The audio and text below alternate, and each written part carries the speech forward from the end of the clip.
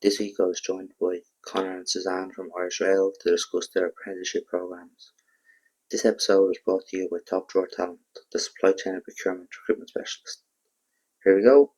We're back with the guys from Irish Rail, Suzanne, who is the head of talent development with Irish Rail, and Conor, who is the apprentice manager in Irish Rail. And we're going to discuss apprenticeships, the 4 different apprenticeships with Irish Rail, and your recruitment process now that you're actively looking for, I suppose, a good few apprentices now to come in over, nationwide. So yeah, look, Suzanne, tell us a bit about what is your job within Irish Rail now at the moment? Gosh, there's a good question to open up with anyway. Should we start there? So I'm head of talent development, which Okay. means I'm in charge of various elements of that particular piece. Yeah. So my responsibilities will be succession planning, learning and development, continuous professional development, the upskilling of the workforce to go into different areas and different career pathways throughout their career. So we always say as well that what suits you today might not suit you tomorrow. Yeah. Whatever you like doing today might not suit you tomorrow. So the talent development piece is to keep that upskilling all the way through what we hope is going to be a very long and varied career within Irish Rail. Yeah. Is it still the case that Irish Rail is seen as like a job for life, or is it, is there a higher turnover now in staff? There's not a higher turnover, Okay. is what I would say. What we'd be keen to express, though, is that Irish Rail has changed immensely over many, many Yeah. years. So again, what was a career at the beginning of your career, your early career pathway, which apprenticeships would be, will not necessarily be the same 5 years in, 10 years in, 15 years in, because Irish Rail itself is changing. The world as we know it is changing. Yeah. And people have to change with that. So the roles and jobs that you'll be doing, there's a lot that aren't even invented yet. And the idea of career development is to make sure that you're ready for the opportunity when it comes up. So I know what you mean about job for life, but what that job for life looks like can be very different from the beginning to the middle to the end. Yeah, which Connor is a prime example of. But what's your job now at the moment, Connor? Like, what does the day-to-day encompass as the apprenticeship manager? So I am the apprentice development executive. So I look after the apprentices, north, south, east, and west. So just making sure that they're, they're upskilling and that they're getting the best opportunities afforded to them, and they're doing well in their exams and they're doing well in their current location, and just that they're being treated right and that they're behaving themselves as well. Okay, yeah, making sure everyone's showing up on time. That's it. And the apprenticeship program is now open for applications. What is the deadline now for applications coming into you guys?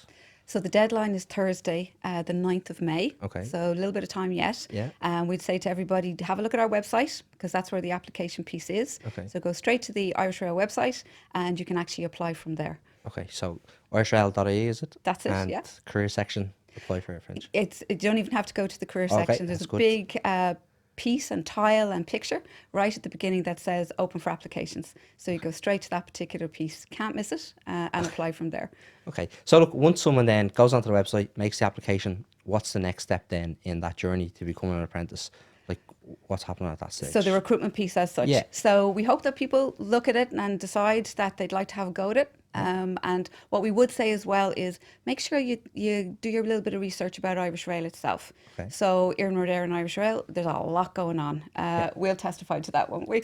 And a lot more to come. And the apprentices coming into our programme, they're going to be the backbone of it. Okay. So of what happens to the railway going forward. So do your research, find out about Irish Rail. Look at all our social media platform pages, listen to podcasts, go onto YouTube, have a look at what we do, because that'll give you a feel for the company and for what we're about. You apply through the website, and then the next part will be that there's an assessment process. Okay. So that takes different methods, and the reason why we do several different methods is to make sure that everybody feels comfortable. Yeah. Some people feel more comfortable one way, others feel more comfortable another way. Yeah. So we don't have a one-stop shop. So there'd be a link where you come through an assessment process on that's sent out to you, and that's online, a digital assessment. Okay. The second part would be a practical assessment. Okay. So where you'll actually come in, and Conor runs that whole piece as well, is to make sure that you do a practical piece with your hands so that you get a feel for it. hands-on job. Yeah, hands-on, exactly. And then the third part is interview. And again, everybody hears the word interview and they go, oh, good Lord, interview. Yeah. Deep breath. It's a nice interview process. Okay. And again, an interview process is there to find out a bit about yourself and to make sure that this is the company for you, that the apprenticeship is for you, and to answer any questions that you may have. Sometimes people feel that an interview process is a one-way street. The employer is the person who's doing it. Yeah. Actually, it's a two-way process. Yeah. So we find out a little bit about you and you find out a little bit about us, and to make sure that it's the right piece for you at this moment in time. So that's the three different areas of it. Yeah. The online assessment then, is that like a psychometric test, or is it a testing like educational background? Like what's it testing? It'll be psychometrics, yeah. And that again that's looking at suitability. At this moment in time, is the suitability right there? We're always looking at our psychometrics to make sure that they're fit for purpose and that they're user friendly as well. That's very, very important. To make sure that you feel comfortable in it. So the psychometrics that we use are very user friendly to make sure that when you go in and do it, you don't get too nervous, that you don't feel that you can't progress and you can't do them. Yeah. And we work hard to make sure that that's the actual case. It's almost like a customer service piece. We want to make sure that you're not daunted by them. Yeah. So they're online, they're 30 minutes or a certain amount of time, and it brings you through the process very, very clearly. There's plenty of instruction in it, and there's practice runs beforehand just to make sure you're comfortable. A lot of people get nervous with the psychometric testing. They do, yeah. Can you practice doing one before you take the RSL one? Like, is there you other can, platforms you can use? All psychometrics, no matter what ones that you're using, will always have a practice section, and that's just to make sure that people are comfortable before they do the actual piece. But we look at the timing of it. We use it ourselves to make sure what that kind of interface looks like, to make sure the person on the other side doing it is comfortable. And I would stress as well that our psychometrics are specifically for apprentices. And that's important, so that it's looking at the requirements of somebody that wants to be a really, really good apprentice. Okay, yeah, brilliant. And the practical side, I suppose you run that day, do you, when they come in? Yeah, so we do a couple of practical assessments, and that's just to see where you are with your skills from your head to your hands. Yeah. So like, can you look at the set of instructions, and can you Put into work practice. off the instructions and put it into practice? So it's heads to hand, head to hand. Yeah. On the day of the assessment, is there 30 other people in like a room doing the assessment, or is it are you an individual on your own in a room? Or We keep the number small, so I think we have around 6. I think it was around six Six people. Yeah. And how long does that whole assessment take? Yeah, it was about 40 minutes for the first one, and about half an hour. So yeah, Okay, little over the hour. yes, not too bad. And then the interview then, right? Is it competency based, or is it just a general kind of chat, get to know each other? We do use competency-based interviews within Irish Rail. We are looking for. We're very conscious that if you're new into the workforce, it might be your first job, it might be your first piece interview, it might be your first interview, and we're very conscious of that as well. It might not be. Apprenticeships are for people at any age group and with any experience behind it. So we're very conscious of that. So we'd be looking for, again, do you really want to be a fitter or an electrician or a mechanic? What is it about that you're interested in? Because again, it's a 4-year apprenticeship. So you want to make sure that you have the motivation and the real desire to do that particular piece, because you got 4 years before you come out qualified at the other end. So we're kind of looking at that. We're looking to see if you have shown any interest or aptitude or real motivation to be in that particular area as well. We're nice. So don't, again, we're very conscious that when people come in to interview that they can be very, it can be nerve-wracking. So again, everybody that's interviewing you, they're all qualified interviewers, they're all used to interviewing. There'll always be somebody, a HR person that'll be there, and there's always a technical person there, again, from Conor's team and through Conor's area and across the business. So those technical people know the kind of questions to be asking in that area. But again, can't stress it enough. We understand that people can be nervous, and we understand that people might not have a huge level of experience behind them, but that's to be expected at apprentice level. And the age rate, the minimum age requirement is to be 16. That's it. Is there an academic requirement then as well for the job? Like, is it just junior cert, or do they have to have certain points in their leaving cert? There's certain points that we'd like you to actually have that you have qualified for. But again, that's to make sure that you have basic level maths and things like that. You know what I mean? So all of that information is up on the website, and you can go and have a look at that and make sure that you're comfortable with it. Grant. if let's say someone was maybe on the more mature side that didn't complete the Leaving Cert, is there a recognition of prior learning if you've done like other courses or had other jobs? Absolutely, yeah. So there's more than one way of assessing or looking at somebody's ability coming into a piece. And don't forget, again, it's an old HR adage, and I'm the one with the HR hat on. All we're really looking for is the right person in the right job at the right time. Yeah. So some people more prefer an academic side of things, other people don't. They prefer a more practical piece. Yeah.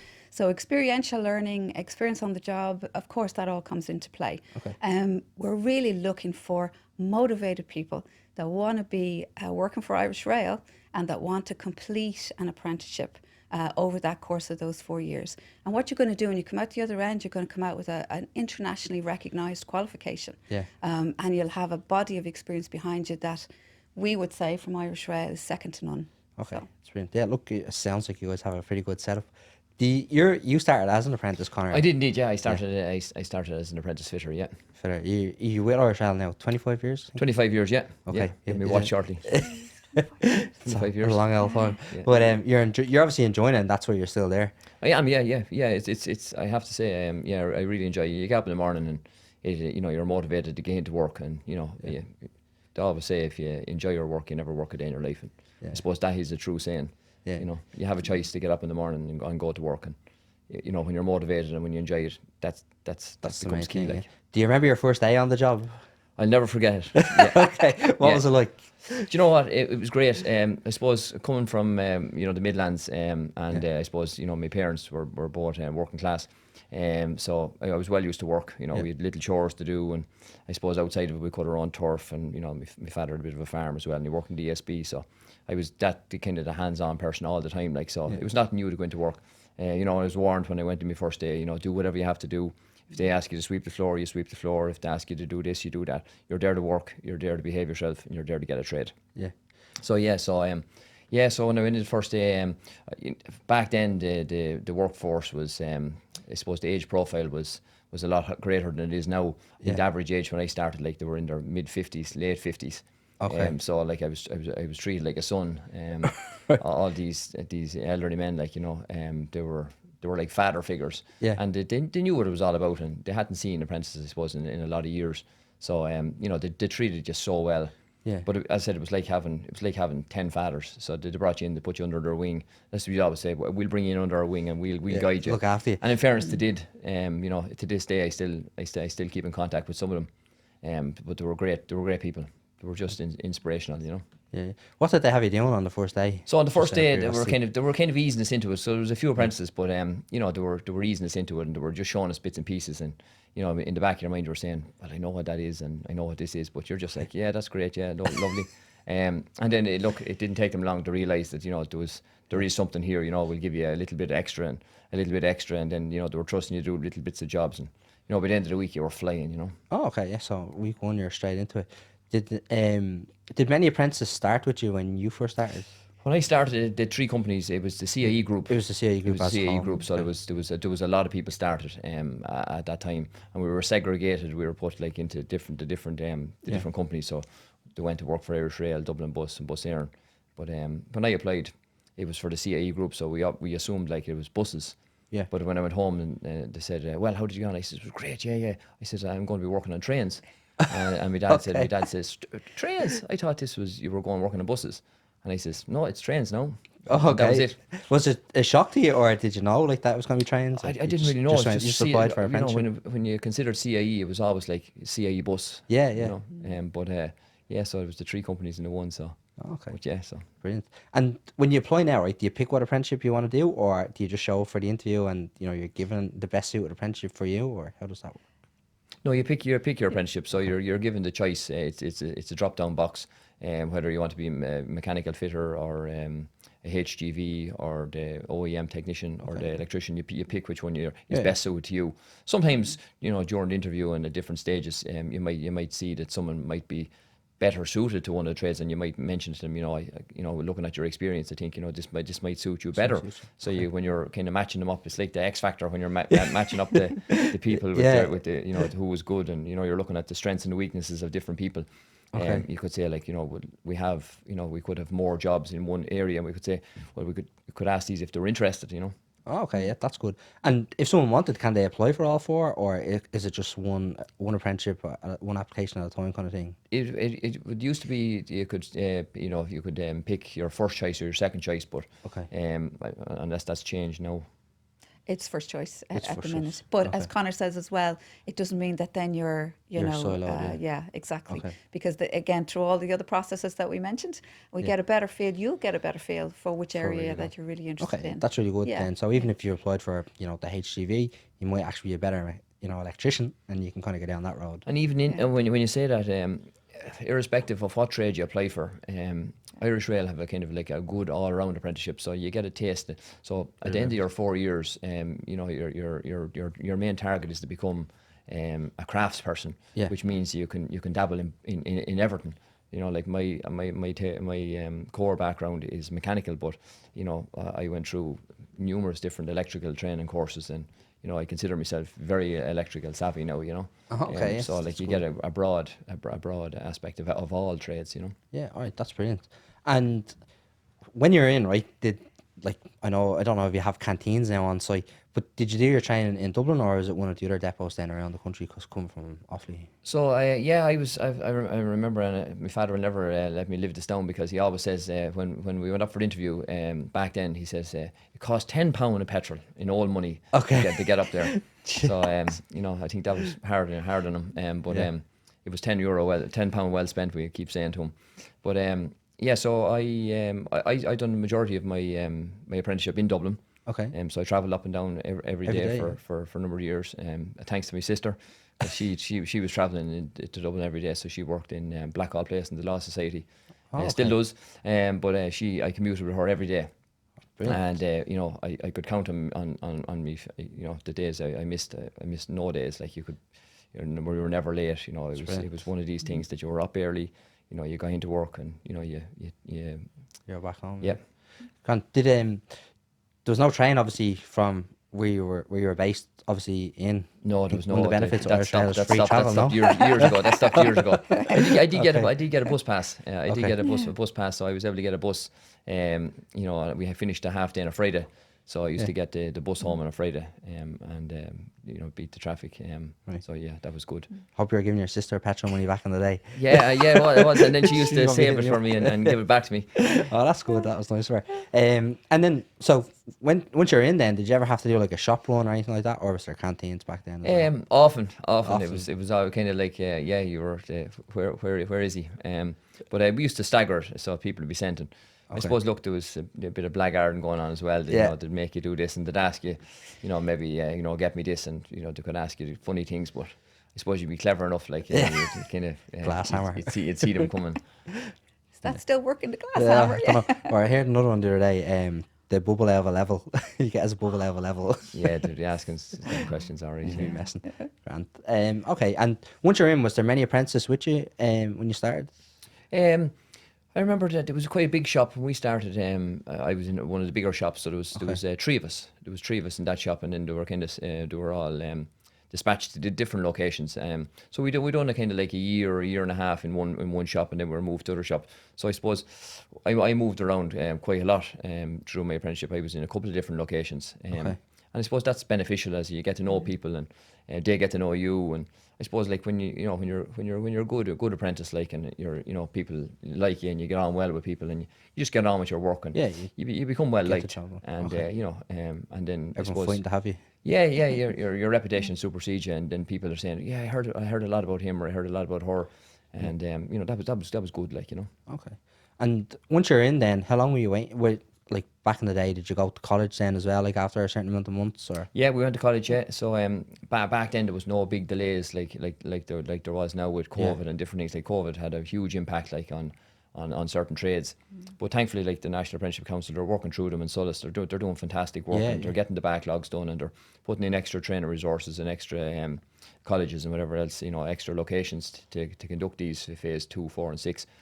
So it's great. The backlog is kind of, I can see it myself there. The backlog is it's coming to an end. It's well down. The waiting time is is pretty decent now. Like, but back then it wasn't that big delays. But I done my first college stint in Athlone. Oh, okay. So Athlone wasn't too far down from the me. road, eh? It was about 45 minutes. Right. And thankfully, you know, I suppose coming from the country, I learned how to drive very early. It was one of the things that we were encouraged. So I was privileged to have be able to purchase a little motorbike.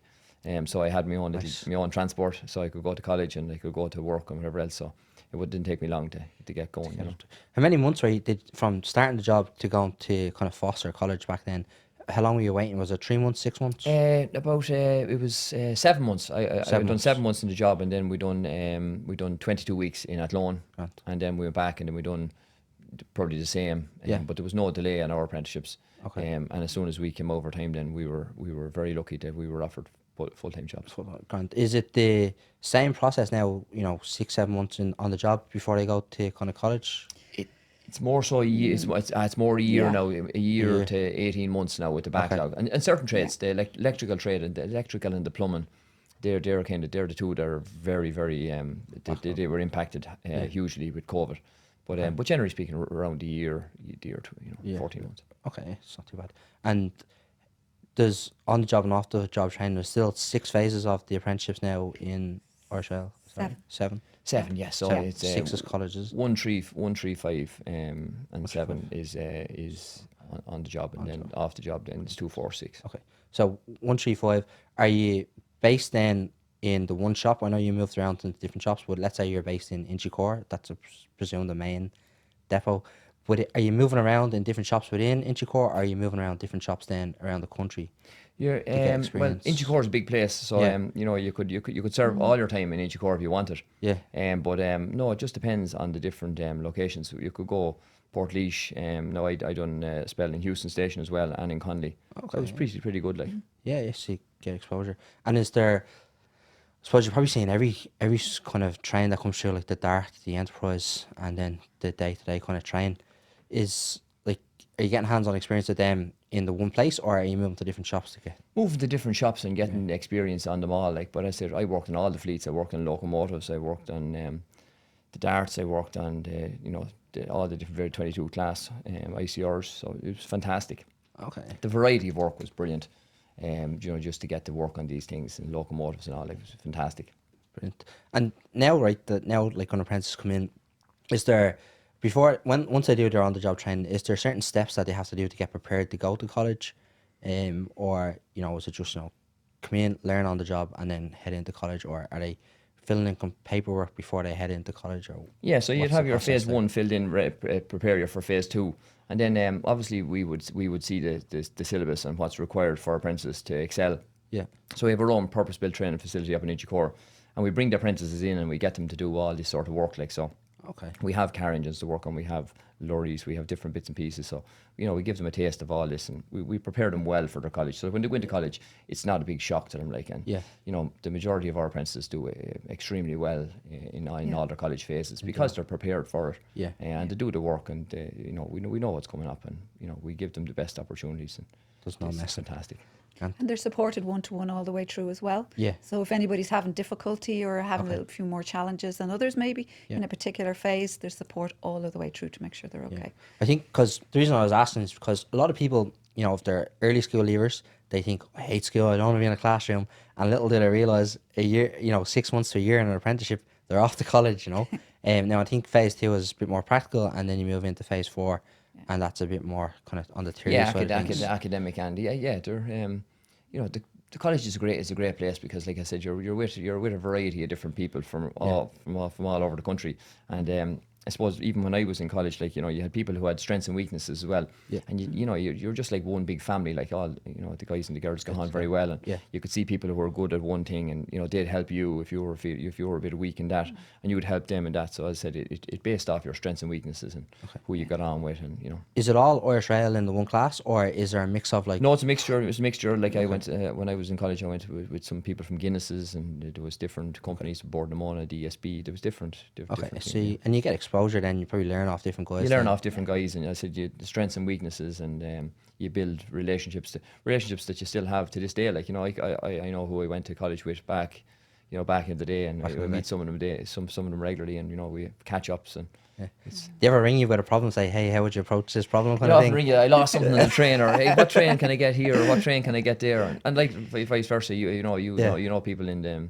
It's networking, and that's you can't beat networking, you know. Yeah. The public sector is actually better at the networking than I thought. There's a lot of cross collaboration, right, between all of the different semi-state bodies, especially on the apprenticeship programs. Seems to be anyway. Yeah, I suppose we go to a lot of career events together, like you know, shout out to DSB. We're beside DSB regularly, and I suppose my colleague in Bus Air and Dave, you know, We had Dave on. good relationships with them, you know, and I suppose we all kind of you know, we all communicate, and I suppose look, we all have the one goal, and that's to look after apprentices and produce the best people that we can. Yeah. Would you ever be fighting over apprentices saying, "No, come here, don't go there"? That's you know what, that's one thing we Dave don't do. Yeah. You know, we actually have a great working relationship, and you know, we even had events like, and you know, if Dave's seen someone that he thought was even better for us or better suited to them, you know, there's no problem. Like we just we communicate. So then goal is it's not about ourselves really. It's just you know, encourage apprentices to what's best for them, you know. Yeah, exactly. Because it could also be location based as well. Of course, you know? Yeah.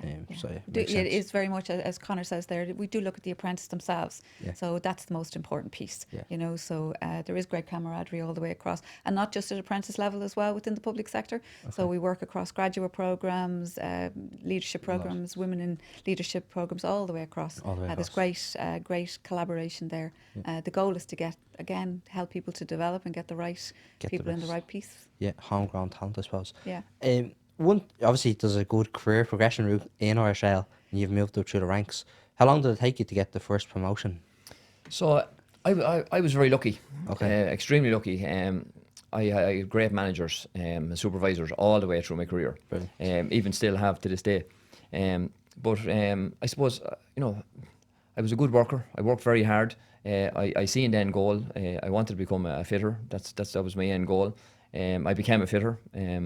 But I suppose I was well known. I was well liked, and I just people seeing something in me, and it says you should go on.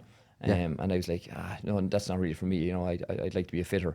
But then I was very lucky. I got a team leader's job very very early in my career. I think I was only on my time about 6 months. Oh, okay, brilliant. And I went for an interview for a team leader, and I got it.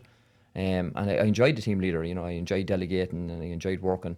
But I was part of the team as well. I played a huge part in the team. So when the team see that your team leaders, you know, there to help you, there to inspire you, there to work, you know, you gain the respect. And it didn't take too long then for that respect, I suppose, to say, you know, this, you know, geez, you could become a supervisor. And then when I became a supervisor, then it was the very same. Like, you know, I didn't look down at anyone. Okay. I looked at them, you know, as everyone on an equal par. Yeah. And you know, and I still got stuck in. Yeah. You know, some people say when you become a supervisor, oh, that's it, you're just a monitor. But no, that wasn't. Yeah, you're still hands on the tools. You're not like hands on. You don't Yeah, take a step back, sit in the even to office. this day, as an apprentice development executive, I bring in stuff from at home. I bring in race car engines. You know, I bring in, you know, vehicles. I get them afford these kids the best opportunities to them, and I kind of find fun ways of learning, and just I suppose stuff that they'd never see.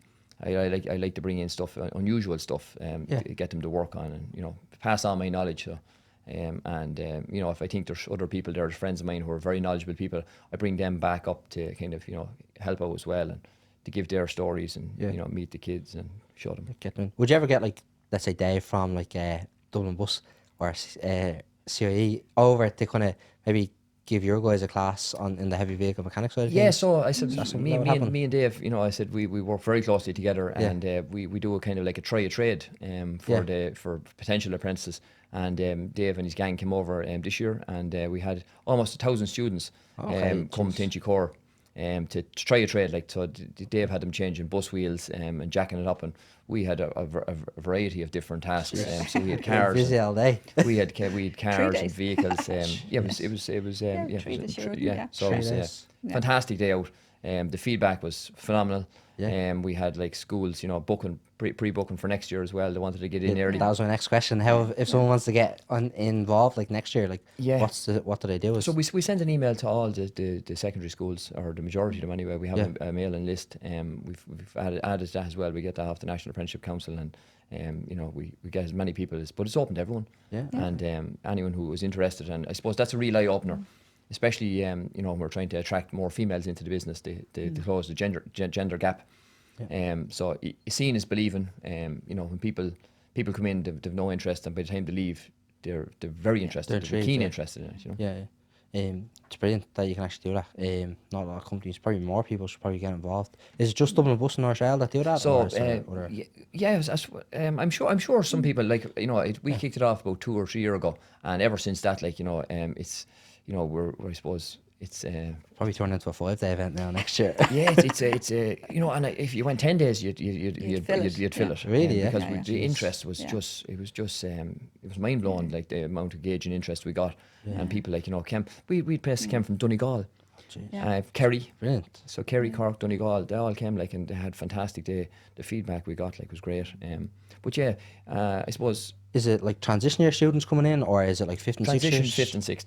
Okay. So targeting, I suppose, apprentice audience, anyone who's ready to go for an apprenticeship. Yeah. Okay. But they might not know what that means, you know, that kind of a way. So Yeah. you can say an apprenticeship, but this gives you the opportunity to actually come in, you know, To get kind your of- hands dirty, have a go at it, and really see what it entails. Is there, just kind of probably gone off subject a small bit, but let's say someone is interested in joining RSL, right? And, you know, they're a little bit younger, maybe 16, they're working age, but they're still in college. Is there an opportunity for them to get maybe a summer job with RSL or like a Saturday job? So we have internships. Okay. So that might be a nice way to go as well. So the internships are shorter, but they give you an introduction to Irish Rail. Okay. So and they're all sorts of internships. So we don't keep it specific to any one particular area. Yeah. So you're in school, you're having to think about it. But I'm not sure. You can apply to come in for an internship, and you do that through our website as well. They're all year round. So it's not specific to any particular time. But obviously, as you can imagine, the summer is busy where people again during their summer holidays maybe want to do that. So the internships, you come in, you'll have an interview for an internship. Again, nice, and just to get Just a chat. yeah, exactly, to get a sense of what it is you're looking for, and to make sure we're putting you into the right area, so that again you get a real sense of what it is. So the internship, I'd say go the internship route. It's a real way of coming into Irish Rail and getting a sense of the company itself. It's vast. There's a lot going on, and more going on by the second.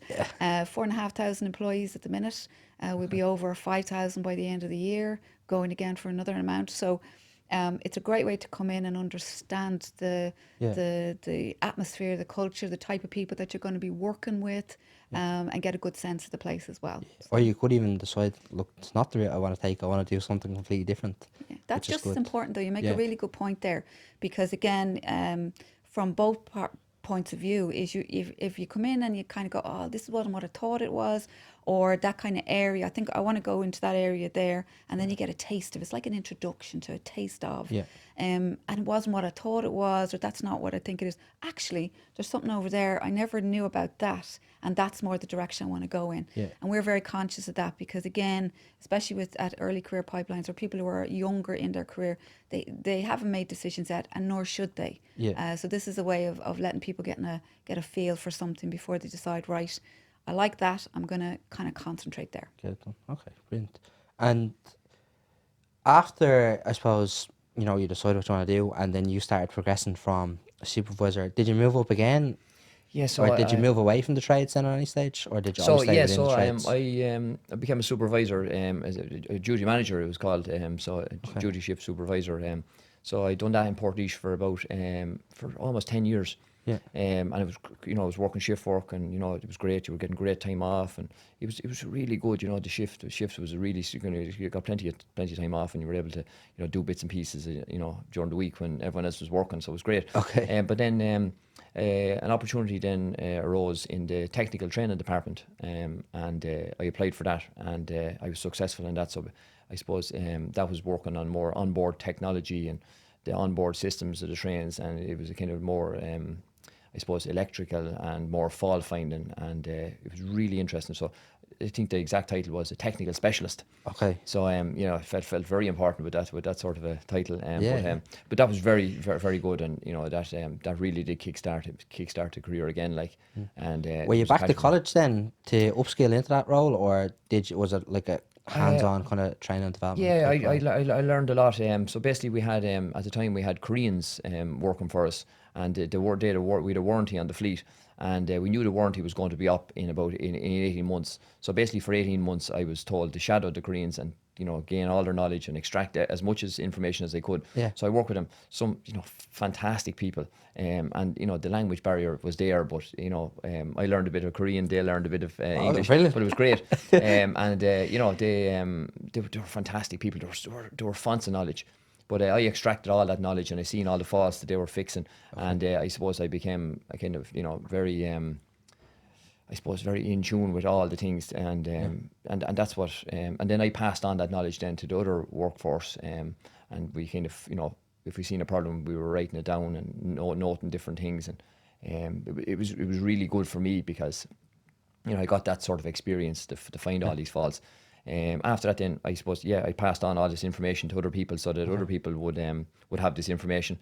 Then I ended up becoming a technical trainer, teaching different courses, manual handling, PTS, and then I moved into that role then as the apprentice development executive in September of 2021, and so I used all the experience that I've got over the years. So I suppose.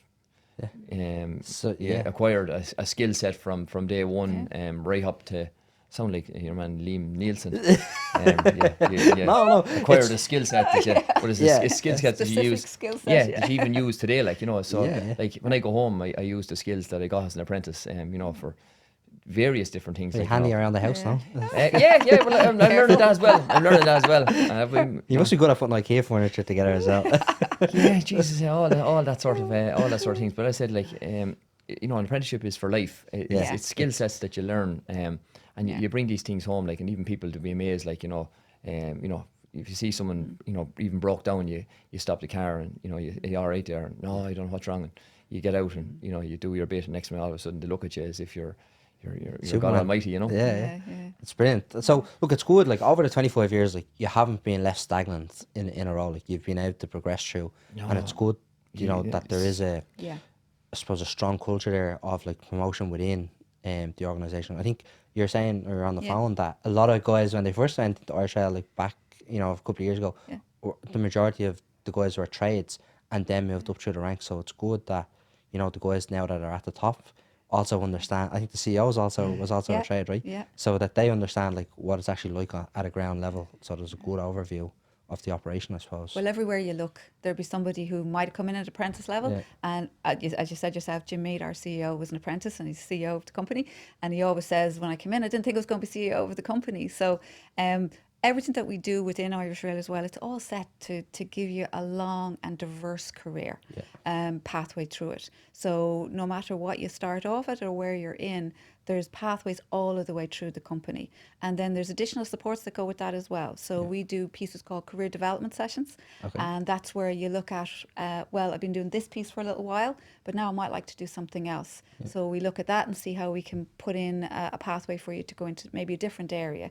And then do you have supports that need to go with that, such as need another qualification or... you might have to do another piece that goes with that. And we actually fully fund that as well. So we have our FED funding, which is Further Education Development Funds, and that we support 100% funding for the next qualification that you might need to go to the next piece. And if someone did upskill, right, and have to do an extra degree or certificate or whatever it is, are they doing that, during working hours, or do they have to do it in the evenings in their spare time kind of thing? No, the development is with ourselves. So you get study leave off as well. You get days off for study leave. If you have an assignment coming up or you have an exam, you get a day off to do that.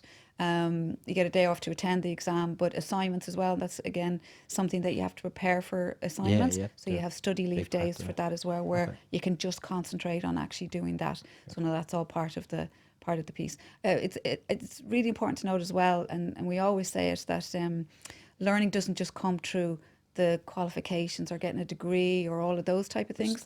On the job learning is one of the most important things that you can do. So again, in Irish Rail we use the 70-20-10. So 70% on the job learning, 20% peer-to-peer, 10% formal learning. And you have to have access and availability to be able to, have a go. We use another piece called role exposure, We're again a little bit further on now because you'll have a lot in the apprenticeship, you have a lot to be learning. But further on, you can go into a role exposure, which means you can actually expose yourself to that particular area, see if you like it, and as you said yourself, see if you don't like it, because then you're not going to waste your time maybe going into that particular piece.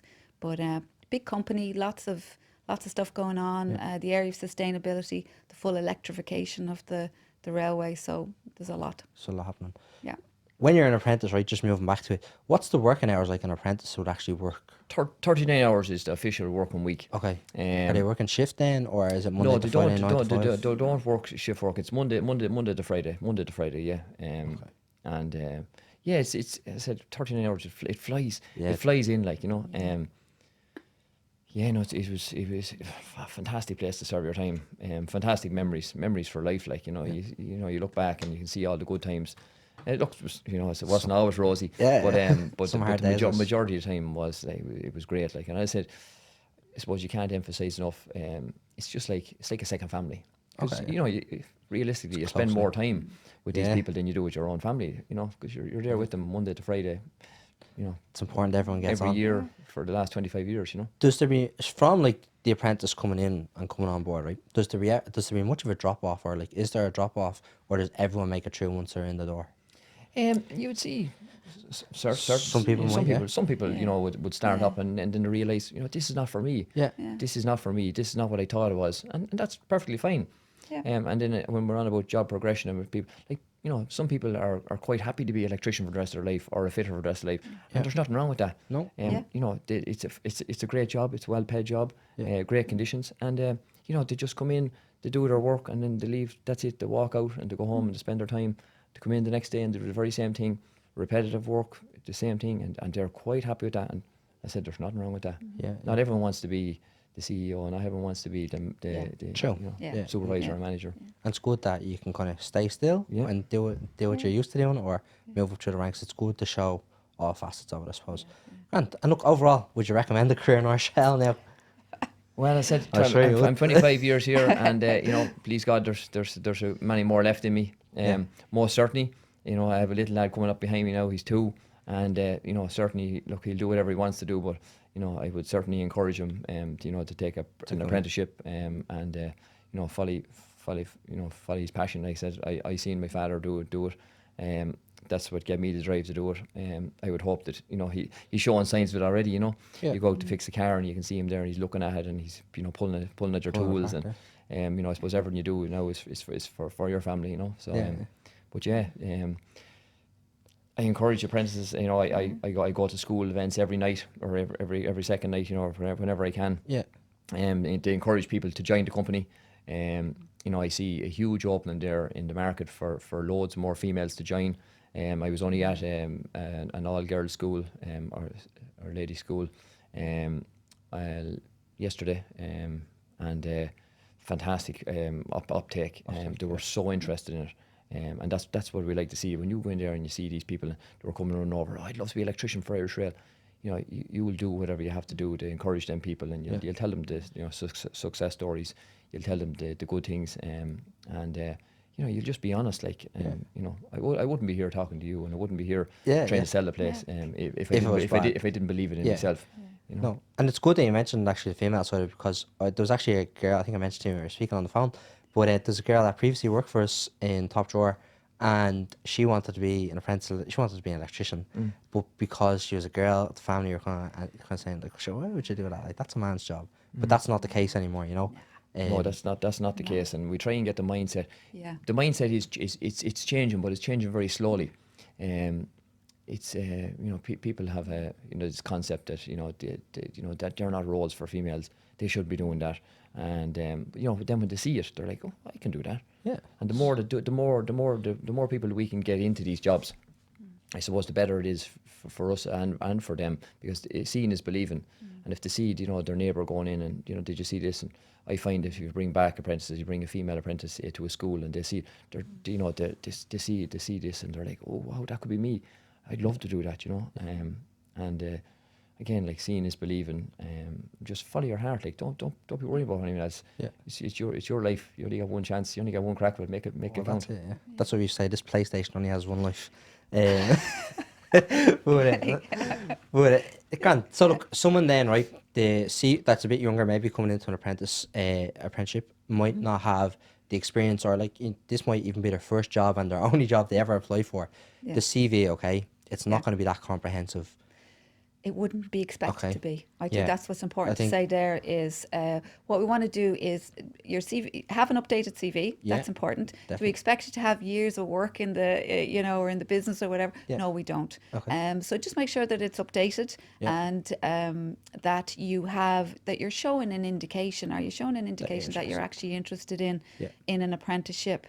An apprenticeship, it's hard work, as Conor's saying there, all important things. They're hard work. You got to turn up, you got to go to your college pieces, you got to be on time, you got to do all those professional pieces that come with working and being in a job area. So again, can you show a bit of an indication that you're interested in the area that you've actually applied for?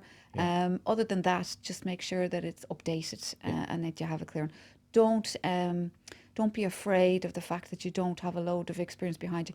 It's not expected, so we wouldn't be looking for that. I would say, again, when we're talking about male and female and things like that, sometimes people say, well, I don't have this, I don't have that, I won't apply. Doesn't matter. Apply. Yeah. Nobody will have everything, and also you're second guessing yourself when you do that. Yeah. If you know you have the motivation and the desire to be an apprentice and to go through the process, and you're excited and motivated by it, apply. Yeah. Yeah. Right. And maybe a couple of paragraphs on a cover letter might actually help kind of Yeah. make the CV stand out, I suppose. Exactly. The application online is nice and easy to use, and there's plenty of instructions to go through the actual piece. So if you were asking for advice on a CV, I would say the first part of a CV is a bit about yourself. You know, what that paragraph What interests tells us a little bit about yourself, about you, what you aspire to, what you're interested in, what you're kind of doing. The rest of it underneath it will be: are you working part-time? Are you doing something like that? Are you in sports, or what is it that you're doing on a daily basis that gives you that you're proud of, or that gives you motivation into it? So again, don't second guess what you think you should put on and what you think you should leave off. A CV is to give us a sense of you really as a person. Yeah, even if you're, I think, Dave mentioned, like, even if you're into like F1, maybe mention it if you're interested in the mechanic apprenticeship or whatever it is, or some kind of like robotics or remote control cars. It's all related. Yeah, it's all relative. Like, so also have the hobbies in there as well. Yeah. Also, you might not think that something you're doing is related, but you enjoy it and you're interested in, put it in. Brilliant. All right, guys, thanks very much. Do you have anything else, or you have enough?